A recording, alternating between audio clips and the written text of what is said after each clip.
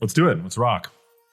Well, everyone, welcome back to a very exciting episode of the Storybox podcast. Today, my friends, I'm delighted to welcome one of my favorite podcasters, someone that I've been following for quite some time now. His work and all the words that he does put up online too, I agree with, and I think it's needful information in today's society. His name is Max Lugavere. Now, for those of you that don't know who he is, he's a filmmaker, so I can relate to. He's health and science journalist and the author of 2 New York Times, soon to be 3, wink, for those people that know what's coming out, books called, first one's called Genius Foods, Become Smarter, Happier, and More Productive While Protecting Your Brain for Life, which I like.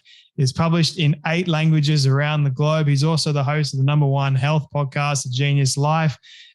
He also has the other book, The Genius Life 2, which you can go and get a copy of as well. And he's got a new book coming out too, The Genius Kitchen. So I think there's a theme here going along the trend, but I'm very excited to welcome you so much to the Storybox podcast today, Max.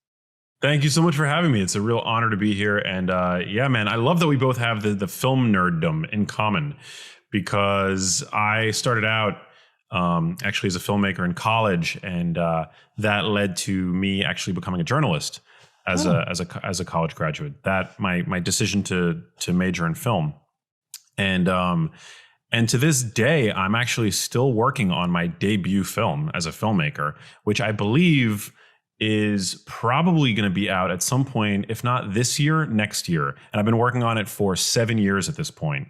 It was originally called Breadhead, which is it's no longer called that. We have a new name for the film, which we haven't revealed yet. But it's basically the world's first ever film about dementia prevention. Dementia as a potentially preventable condition. Yeah. And why did you decide to make a film based around dementia prevention? That's interesting. Yeah, it's because what really has been the spark that has motivated all of my work up until this point has been my mother. The fact that my mom at a young age was diagnosed with a rare form of dementia called Lewy body dementia, which is like having Alzheimer's disease and Parkinson's disease at the same time. And so all of my research, my why, is the fact that my mom's life was incredibly tragic, and she had really poor health. She had a short health span, a short lifespan, and I've really realized that my purpose in life is to investigate why this would have happened to her, and to share my findings out with people. I realized that I have a knack or an aptitude for understanding science. Even though my background is not as a medical doctor, I didn't go through and earn a PhD anywhere. I'm purely motivated by what is ultimately a really human interest story. And it's, we all have, whether it's our parents or others in our life, loved ones. And if anybody who's ever had a sick loved one will attest to, it's like a bomb going off in your world. Yeah. And so yeah, just helping others separate fact from fiction, and ultimately end up with a different fate than what my mother suffered from. It's really hard to watch someone you love deteriorate over a period of time. Was your mother someone that was relatively healthy to begin with? It's a good question. She was healthy in the sense that she was not overweight, and she ate a diet. She would have described herself certainly as being health conscious, yes, but for her generation, it's only the past couple of decades that recreational exercise really became something that was that has become popular en masse. You know what I'm saying? Like, people like us, we go to the gym, we love fitness, exercise, maybe even bodybuilding, because Instagram has helped popularize that. But prior generations, that was a very niche interest area. And I think it was niche for everybody, men and women, but women in particular certainly shied away from resistance training and stuff like that. And I know that whenever my mom exercised, for the vast majority of her life, it was to burn calories, like most women still do, unfortunately, these days. Yeah. She had a dietary pattern that was quote unquote healthy, and I'm using air quotes, in accordance with what she learned from the mainstream media about healthy eating, about nutrition. And she was by and large mostly concerned with cardiovascular disease. And so looking retrospectively, she ate a diet that was predominantly low in fat, particularly saturated fat, and low, if not completely devoid of dietary cholesterol. She ate a fish in moderation, like here and there, and she also ate lean, skinless, boneless chicken breast for the protein occasionally. But she was largely vegetarian, so she had a lot of grain products. If it had a red Heart Healthy logo on it in the supermarket, that was the kind of product that would catch her eye and would end up ultimately in the shopping cart. We ate growing up. We never used butter. It was always margarine in those pale yellow tubs. Never any animal fats to cook with. We didn't even really use extra virgin olive oil all that much, which is a fat that I talk about now all the time as being medicine for the brain and body. But, she cooked with, I remember there was always this big plastic jug of corn oil by the stove. And for the majority of my upbringing, I remember we used commercial salad dressings, which for the most part is made of soybean oil these days and other grain and seed oil. So that was the dietary pattern. She did the best that she could with the information that she had. But we now know that many of the tenets that she held, that she believed to be true about nutrition were falsehoods. And so I've become very passionate about, as I mentioned, helping people understand what actually is factual when it comes to nutrition and what is just straight up BS. So do you believe, upon your research, that diet was a major contributor to her ending up without dementia and Alzheimer's?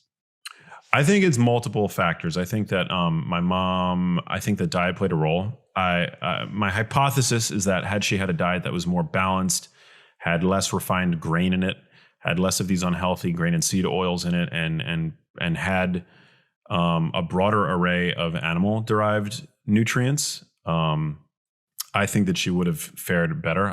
It's a hypothesis, obviously, I'll never be able to test. But I don't think it was just diet. I think that, as I mentioned, it was a lack of variety in her exercise, and maybe even a lack of overall exercise. She really didn't exercise that much. I think that especially people who are blessed with the characteristic of being thin, they tend to think that they don't really need to exercise as much. And my mom was not, as I mentioned, she was not overweight. She struggled with depression a lot, I think, in her life, and finding healthy ways to deal with that probably would have served her. Depression is a risk factor for dementia. Stress, chronic stress is a risk factor. But yeah, I think that altogether, all of these various lifestyle factors, we have to be mindful of all of them. Dementia, like cardiovascular disease, like cancer, these are multifactorial conditions. Yeah. So I've been very careful over the years to not point my finger at one aspect of my mom's diet and lifestyle and say, you did this wrong. If you would have done that right, everything would have been different. That's not true. And of course, it should go without saying that you can do everything, quote unquote, right, and still develop this, any of these conditions, because we don't know everything. But I do think that that eating differently and maybe adopting some of these different dietary principles that we like to talk about, that her fate would have been different. Yeah, absolutely. I think prevention, or trying to prevent something from actually occurring, and having the knowledge behind you, is far superior than not having it and then making it worse for yourself. I think that's where a lot of people go wrong. It's like, oh, what's the point? If it's hereditary, then I'm probably going to get it anyway. No. You can at least give your lifespan a little bit more years if you just eat properly, exercise, and do all the things necessary that give you a healthy life and longer lifespan, as they say. Absolutely. I mean, the reality is today our lifespans are increasing because medicine is getting better at keeping us around longer, right? But we're not seeing an increase in our health span. We're seeing a decrease in our health span. The health span really describes not just the years in our life, but the life in our years. How many years we're able to spend virile and healthy and without disability and without chronic disease.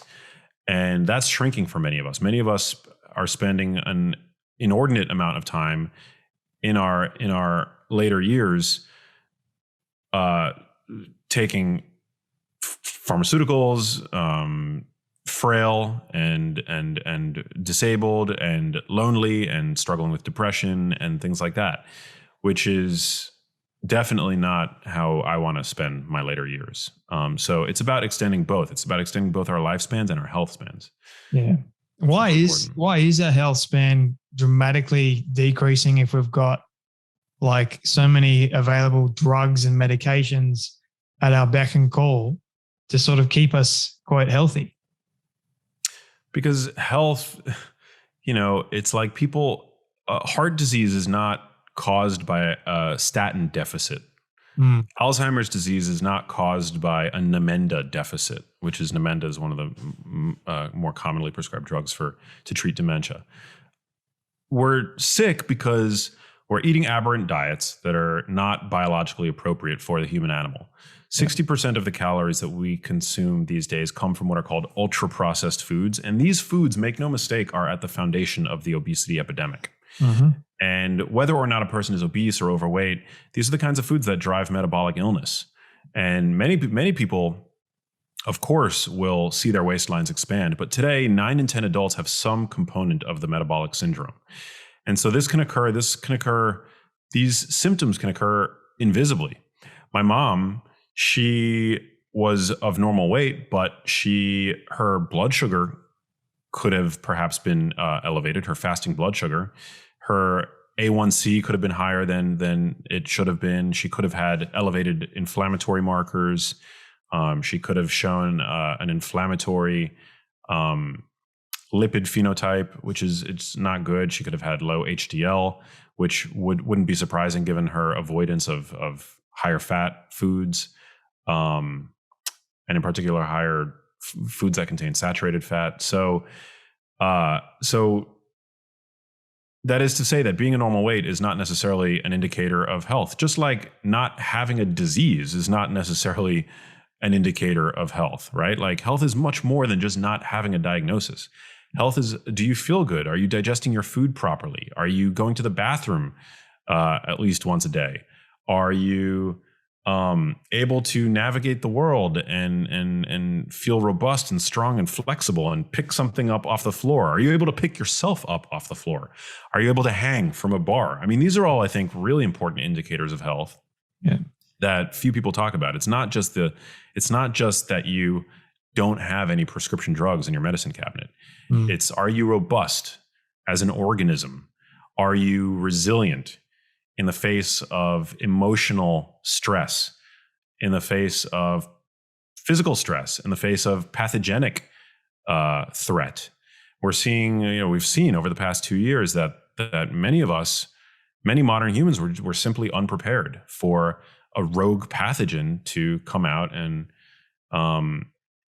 stress test the global population, the global health, and we've seen the disaster that's been. So that is a really good question, and I think it comes back to there are multiple factors, but I think it's primarily food. That the food supply has become increasingly processed to the point of being largely ultra processed, and these are the kinds of foods that we eat day in and day out. We're also eating 16 hours a day, which is biologically aberrant, particularly from a circadian standpoint. So we're eating from the minute we wake up until the second just before we hit the hay, which I think is a problem. We're more sedentary than we've ever been before. We don't have adequate means to cope with stress instituted in our lives.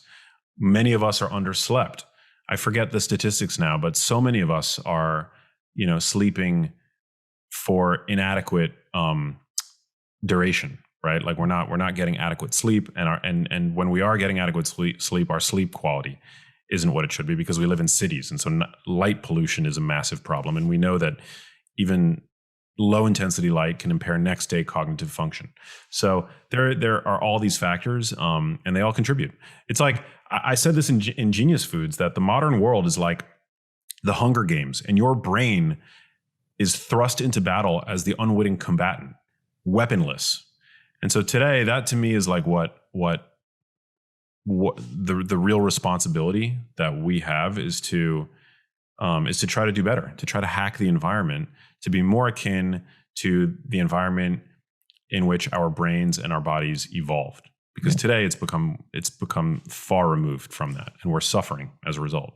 We've been taught one thing for most of our life, breakfast, lunch, dinner, eat certain food groups. You got the pie chart that tells you what foods you should eat, when you should eat it, that sort of thing. That is a sort of Western diet that is prescribed to a lot of people. And you don't really question it. It's like, okay, well, this is a trusted medical body that is telling us to eat X, Y, and Z and when to eat it. And then yet we still are unhealthy. We still feel crap because majority of it in that food group consists of processed foods. Like you look at the wheat and grains and you just go down to the shop and you get sort of like a tip top here, which is our equivalent to white bread. You look at the ingredients and the ingredients is like full of processed rubbish. It's not actual real bread.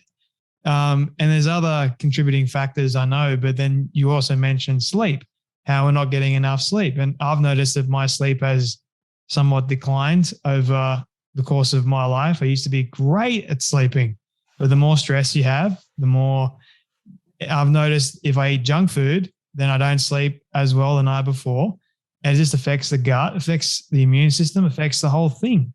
And I read an alarming statistic the other day. I think it was kids, we've lost, I think, 80 minutes or something of sleep or thereabouts, which is a lot if you look at it. But I just think, yeah, what you're saying is extremely true, and we need to do better. Honestly, we need to do better. Yeah, I mean, you brought up the dietary recommendations. Many people are familiar with the food pyramid, which is the paradigm that I kind of remember growing up with, that implored us every day to consume between 6 and 11 servings of grains a day. So just load up on grain products, right? That was the foundation of the food pyramid. And make no mistake, grains are a tool used to fatten cattle. It's cattle feed, essentially. Now, I'm not saying that grains are toxic or that there's that you should avoid grains at all costs. I certainly enjoy sushi with a little bit of white rice now and then, but they're a very energy dense food product. They are nutrient depleted, and grains, in the role that most take in the Western diet these days, are refined grains. They're processed refined grains. Now, the food pyramid has been retired, thankfully, but what it's been replaced by, at least in the US, is the My Plate paradigm, which still, depending on calorie needs, allows you to eat up to 10 servings of grains a day, up to half of which can be refined. And a serving of grains is a slice of bread in accordance with the My Plate paradigm. So you're basically still being told to eat up to 10 slices of bread every single day, up to half of which are able to be white bread. So it's sending the wrong message, certainly. I mean, we're not getting good, I think, nutrition guidance here. And again, most of the calories that people are consuming these days come from these shelf-stable, packaged processed foods that have minimal capacity to promote satiety. So they don't fill you up. They drive their own overconsumption because usually they possess a characteristic called hyperpalatability, which implies that they're very difficult to moderate. They're very difficult to moderate. They push your brain to a bliss point beyond which self-control becomes futile. Usually combining sugar, wheat, fat, salt, and that's actually why it's tricky to demonize any one of those macronutrients. Sugar, for example, a lot of people say that sugar is addicting, but you rarely see people walking around mainlining sugar, right? But it's when added sugar is added to these hyperpalatable foods. It's been called the Dorito effect, right? Or the baked potato effect. I mean, you could take a baked potato. A baked potato by itself is actually quite satiating, and you wouldn't be prone to overconsume a baked potato. But the minute you throw on the butter, the salt, the sour cream, the bacon bits, it becomes this thing that's like better than sex on your tongue. Like, it's the most amazing thing ever, right? And so those are the kinds of foods that people are consuming. You can go to Google Images and search for the average week, the average American or British family's groceries for the week, and you'd be appalled at what you're going to find on Google Images. There's literally there was a photo series that was done. I believe the American family is an African American family. The British family is like a white family, but the food, it's basically the same. That it's just this insane preponderance of shelf stable, nutrient poor packaged processed foods. And it's crazy. it's a big man. problem. Yeah. I was watching the other day. I think you might find it interesting. So fast food chains like the UK versus the US. And what they'll do is they will look at the ingredients list compared to, say, the UK versus the US. And it's interesting because, say, for example, you look at all the ingredients of the US compared to the UK, and I got scared. Like, I'm looking at them. Well, you got to be kidding me. People are actually digesting that in their guts. That's something wrong with that. But another thing I wanted to mention is how you walk into the shops. I don't know what it's like for you in America, but here in Australia, they make the healthy foods more expensive, and they put them in a place where it's difficult to find, firstly. And secondly, the cost of them is just ludicrous. It's like it should be the other way around, but it's not. And do you foresee that ever changing? It's been called, I think, the green tax or something. I hope it changes. I mean, here in the United States, I remember a time when kombucha was this niche health food product that most people, they'd ask you to repeat yourself because they just, well, kombucha, what's that? Gesundheit, you know? But now you can find kombucha at Walmart, for example, which is like this massive chain store in the United States. Is known for being like all around the United States in these small towns where most people do their shopping. You can now find organic at Walmart. You can find grass-fed beef in the freezer section at Costco, wild salmon. So I do think things are changing for the better. I think that it's owed to, in many ways, the work of people like you, Ryan, people like me, you know, like we're storytellers who are able to reach a large audience, whereas medical doctors are not able to. They don't know how to create compelling content. And also medical doctors aren't experts in nutrition. And many of them aren't even passionate about preventative medicine, right? They're passionate about getting a diagnosis and writing a script on a piece of paper, right? Not all of them, of course, but so I really think that this is when thinking about like what has my role been in public health, it's really been about getting people to have these conversations and awakening people up to this idea that food quality really is everything, and that we've seen there's been such a decline in terms of the quality of our food, and that it really it makes a huge difference. And that's one of the reasons why, because we're driving demand, right? That supply, I think, has really ramped up to satiate the demand. Food quality, I mean, just when talking about why it's so important. A lot of people that are struggling with their weight, right? Today in the United States and increasingly around the world, 2/3 of people here in the US are either overweight or obese. By the year 2030, 50% of people are going to be obese. So this isn't just overweight. 1 in 2 people are going to be obese, okay? And many times people who are overweight, they've been through the ringer. They've tried crash diets. They're fed up with diet culture, and rightfully so. I don't blame them. And I think that a lot of this has to do with the fact that what they're told over and over again is just to eat less, that losing weight is a function of just eating less, moving more, right? But the problem is when you try to eat less of these kinds of foods, ultra-processed, hyper-palatable foods, you are setting yourself up for failure because you're having to rely on your willpower, which is a finite resource. Willpower can only get you so far. You adopt a diet like a ketogenic diet or a low-fat diet or whatever dietary flavor of the month it happens to be.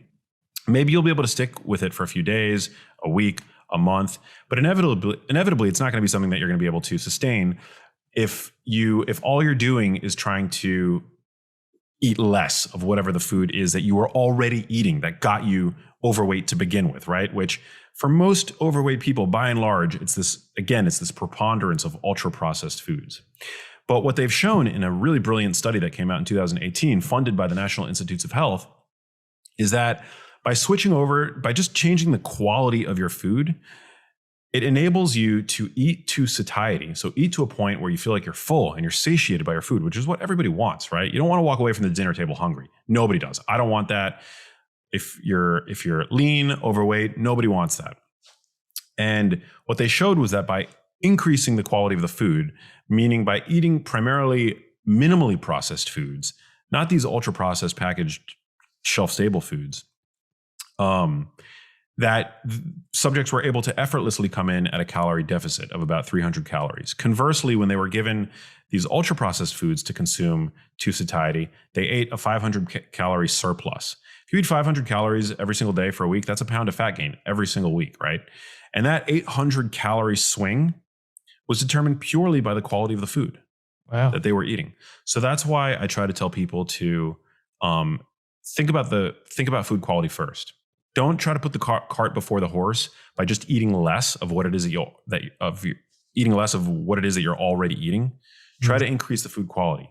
Eating fewer of these hyper palatable junk foods that are combining the sugar, the salt, the fat, the wheat, all that stuff, and look to increase food quality. And there are a few really easy ways to think about doing that, which we can unpack if you want. But primarily, I would say protein is the most satiating tool to leverage. Prioritize protein. It's the most satiating macronutrient. What sort of protein should we be eating? Great question. Glad you asked. I mean, I'm a huge fan of grass-fed, grass-finished beef, which I know in Australia you guys get. Correct me if I'm wrong, but isn't it primarily grass-fed, grass-finished beef in Australia? Because you get it from like New Zealand. It should be. It should be. Yeah. It should be. If you're not getting that, then I don't know what you're getting. Yeah. Well, I mean, here in the US, on average, it's not that. It's primarily factory farmed unless it explicitly states that it's grass finished. But I think, yeah, the meat situation here. Yeah, the meat situation here. I mean, I'm not gonna lie, it tastes good. Because these are cows that have been fattened up with grain. And that's primarily the kind of meat that you get when you go to a steakhouse, any steakhouse.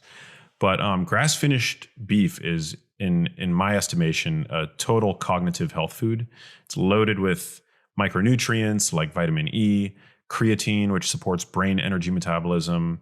You get a significant amount of carotenoids like lutein and zeaxanthin, which we know can help protect neural tissue embedded in the fat of the beef.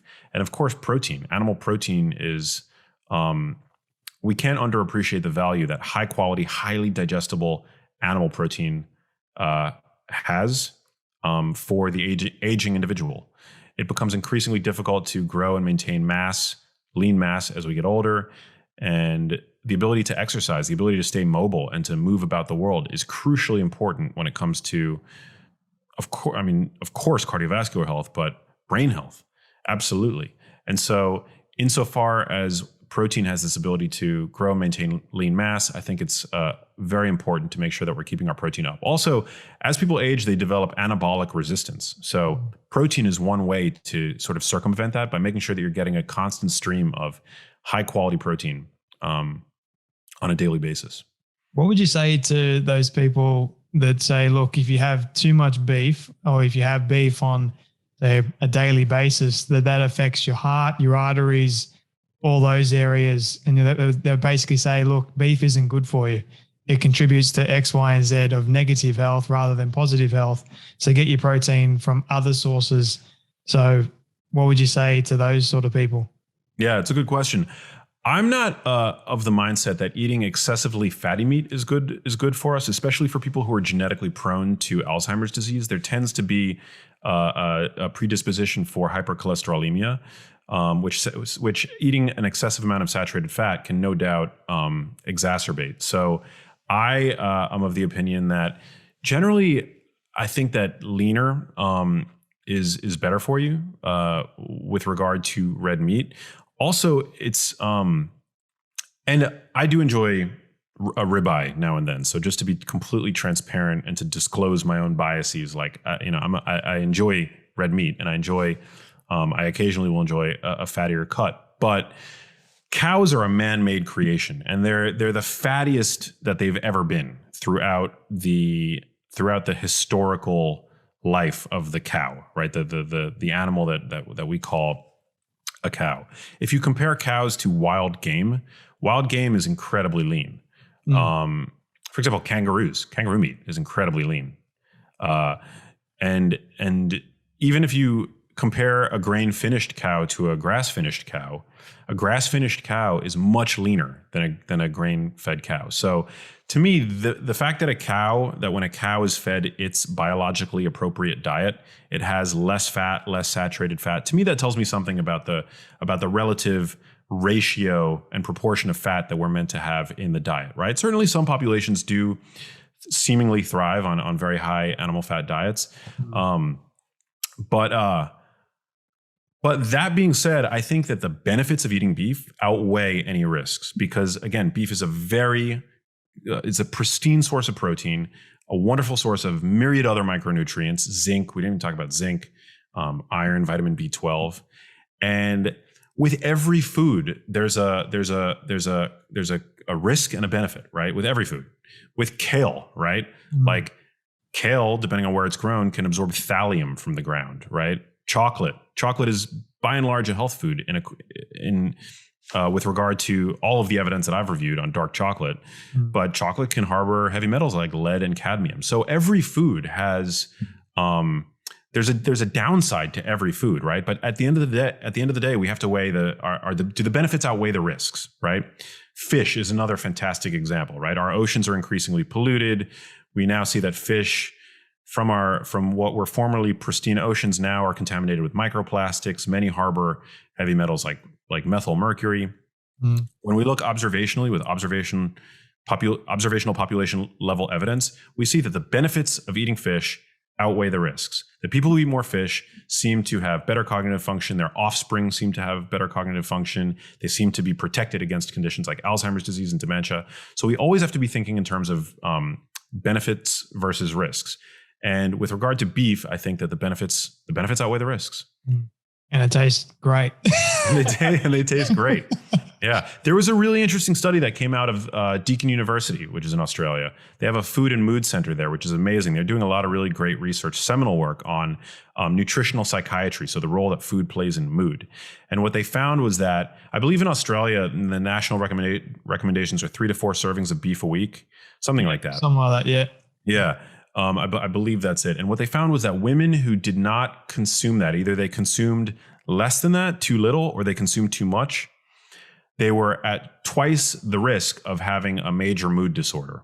So like major depression, for example.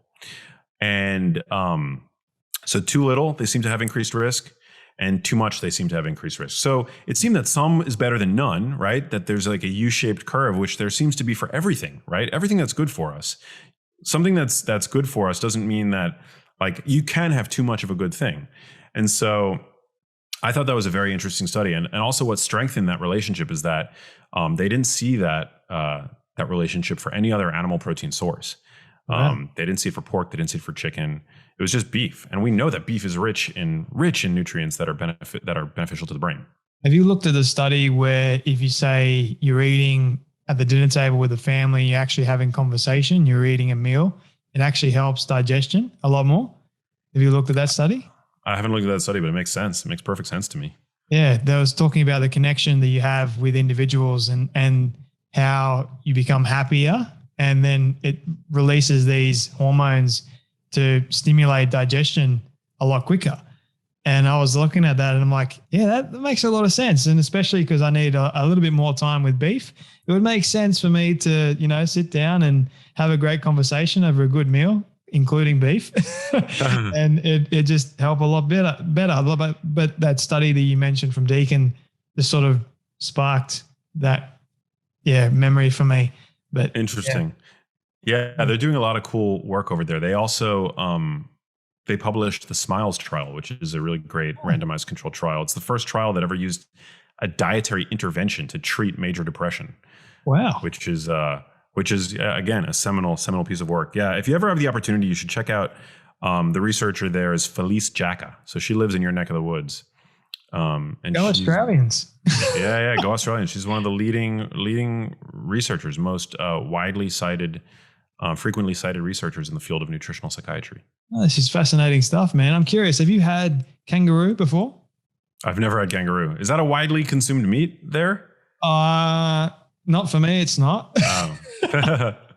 But I think a lot of other Aussies might have it.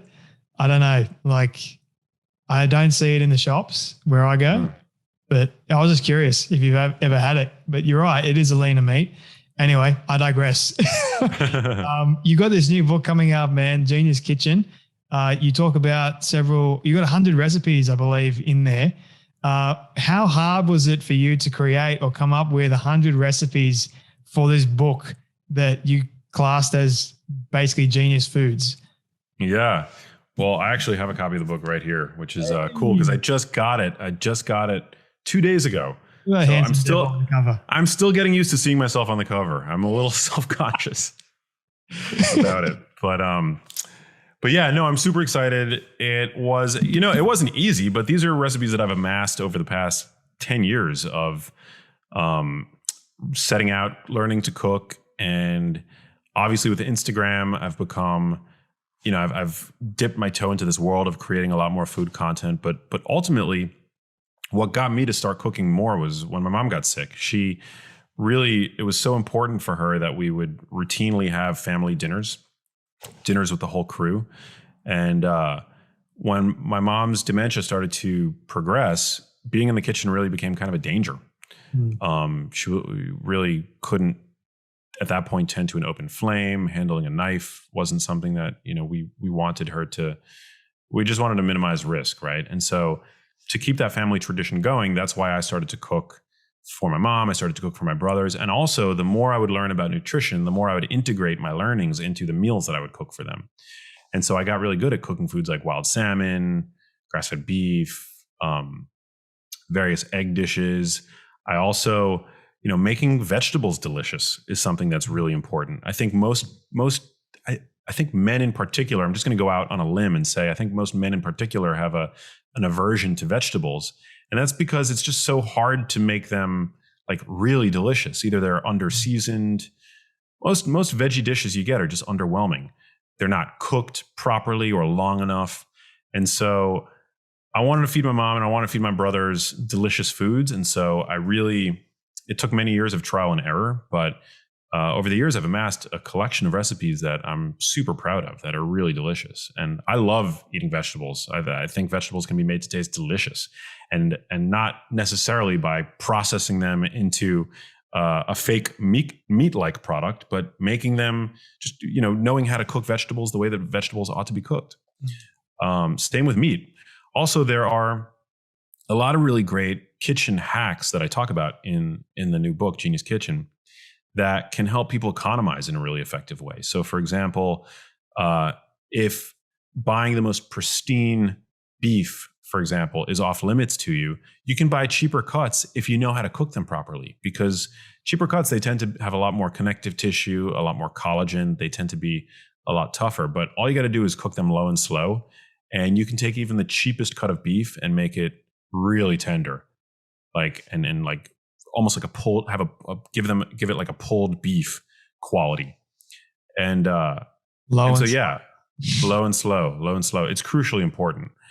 I have an incredible recipe for ribs, baked barbecue ribs with a dry rub in the book. I have a few brisket recipes, and the key to making any of these dishes good is to cook them low and slow. It's an art that low and slow cooking is an art that we've essentially lost, like many arts, because we're so frequently on the go and we want our meals now. Yeah. But if you just have a few hours of prep, or you live the kind of lifestyle where you can put something in the oven in the morning before you go to work, and to let it, on a really low temperature, just cook for hours all day, what you end up getting at night, later on that day, is really something special. Yeah. Better than like most restaurant food. So yeah, I mean, these are all recipes that I'm just so proud of. And like my brothers, will beg me to make my ribs, for example, or some of the brisket dishes that I have. I've got a few bone broth dishes in the book.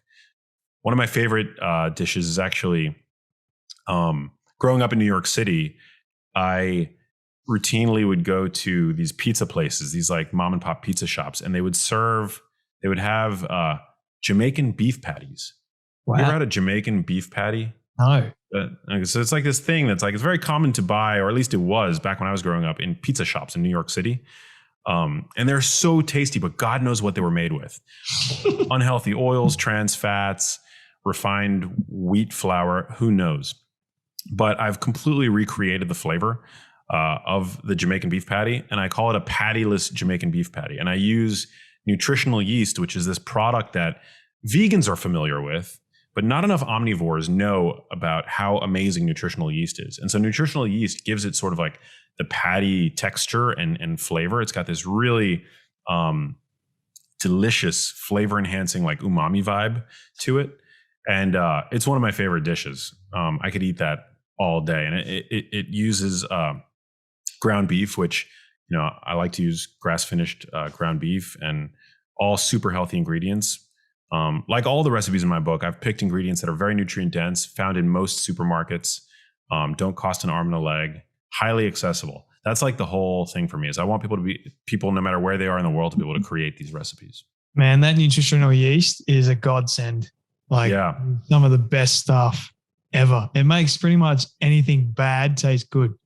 I love it. And I eat dairy, but I find myself reaching for nutritional yeast way more often than like Parmesan cheese or anything like that. It's just so good. It's so nutrient dense. It's a good protein source. You can put it on your cereal, which is weird, but it works.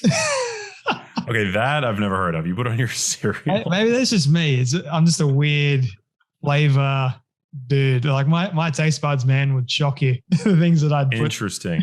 Combine. Interesting. I will say that, oh my God. I will say nutritional yeast is amazing on eggs. It's amazing in salads, eggs, salads, beef, most beef dishes. Yeah, it's a really great product. I go through a lot of it. I use it not too frequently in the book, because you might not be into nutritional yeast, but if you haven't heard of it, it's great. It's a really great product. Yeah, if you haven't, trust us, go and get it. And yeah, if you're game to do my thing, then give it a go. But if you're not, then just follow Max. But two more questions for you, man, if you don't mind. I'm sure people are sort of wondering, okay, you're calling a Genius Kitchen and Genius Foods. What sort of classifies a food as being genius? Great question. So Genius Foods is a term like superfood that has no scientific backing. It's just a term that I invented. But these are the foods that, when looking at the scientific literature for years and analyzing the kinds of diets that are associated with neuroprotection, and then have a strong footing in terms of mechanistic plausibility, that these foods they contain ingredients that we know are going to strengthen either the brain's protection against stress, which some degree of is inevitable today, or provide building blocks that are going to help your brain create healthy new brain cells. That these foods are really the kinds of foods that people ought to integrate in their diet, if not on a daily basis, on a weekly basis, or a monthly basis. There was also research that I stumbled upon out of Tufts University here in the US that found that people who the healthiest people tend to buy a narrower range of foods, and they just buy those foods on loop.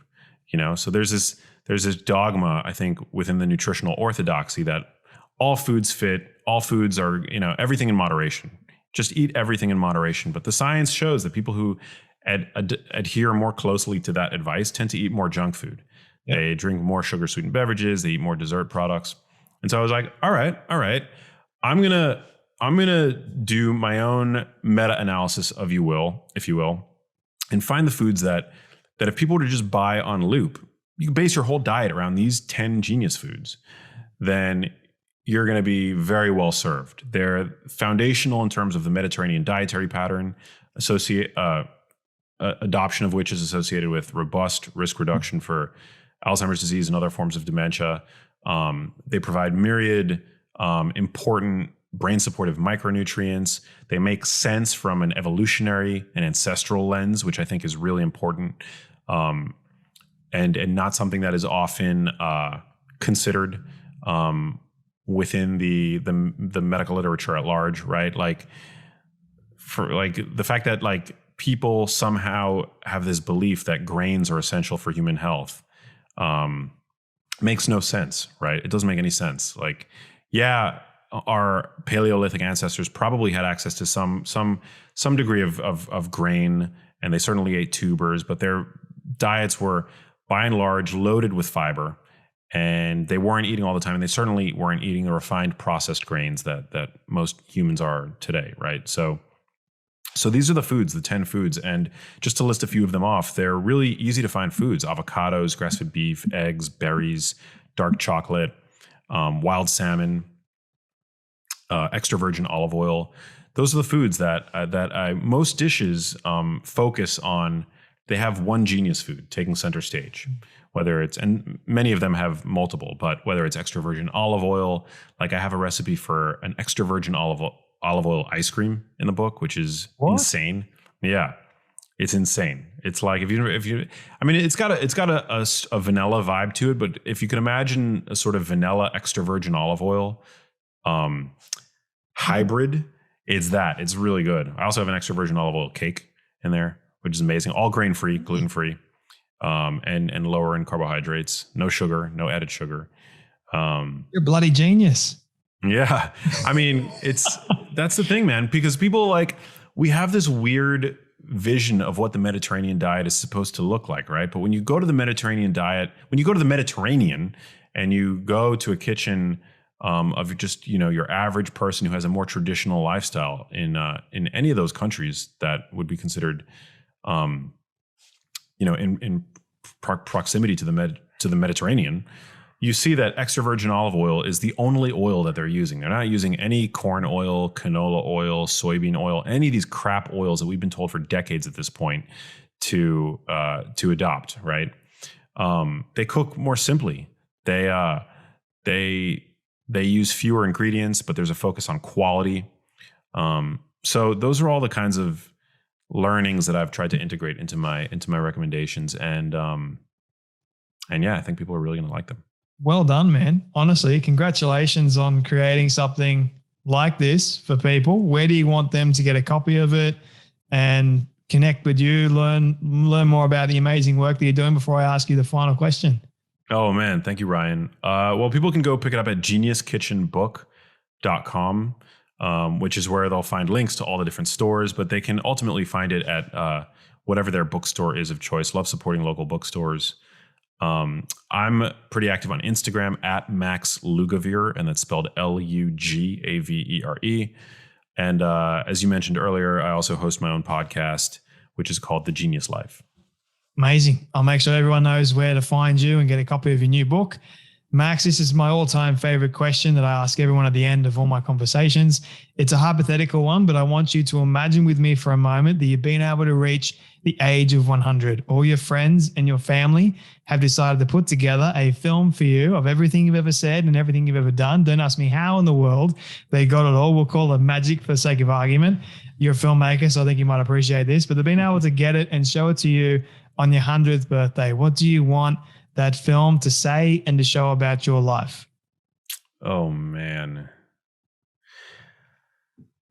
Well, I would hope that people... Such a good question. That there's an appreciation for the fact that I consistently lived aligned with my truth, and that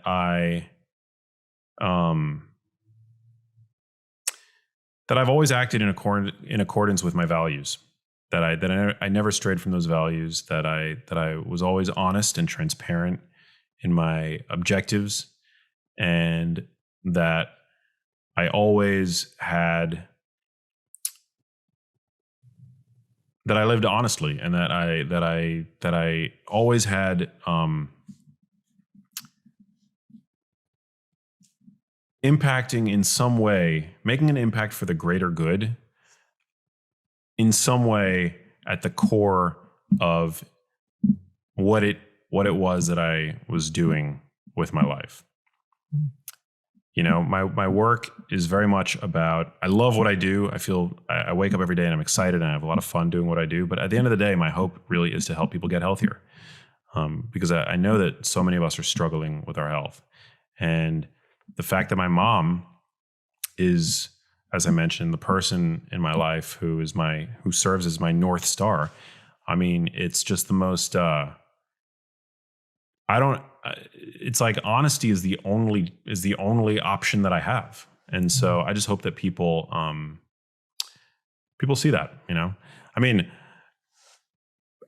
I think that everything that I'm offering into the world, like it's all the best work that I can do. And I'm very proud of it. And, maybe 20 years from now, the science will say, oh, Max, everything you advised was incorrect. Red meat was never good for us. Fish is, it's too polluted now. Like our oceans, like people should just go on these people should just be drinking Soylent or whatever, whatever the product du jour is. Then I'll say, okay, well, given the information that I had and my desire for truth, I did the best that I could. But yeah, that's to me, all that it's about is just doing the best that one can with the information that one has, and just staying honest and truthful. It's a great send-off message for people to absorb. But Max, thank you so much for your time, man, and all the wisdom, the advice, and all the work that you are doing and putting out there into the world. I acknowledge it. I appreciate it. You've helped me quite a bit with a lot of the great information and facts that you do put out on social media. People, go and follow him on social media if you want. He's fun. Let's just say that. But Max, thank you so much for your time, man, and for joining me today on the Storybox podcast. Thank you, brother. It was a treat.